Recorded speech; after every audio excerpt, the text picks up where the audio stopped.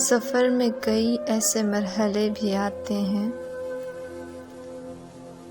ہر ایک موڑ پہ کچھ لوگ چھوڑ جاتے ہیں،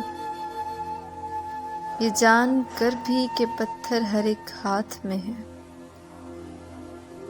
جیالے لوگ ہیں، شیشوں کے گھر بناتے ہیں، جو رہنے والے ہیں لوگ ان کو گھر نہیں دیتے، جو رہنے والا نہیں اس کے گھر بناتے ہیں۔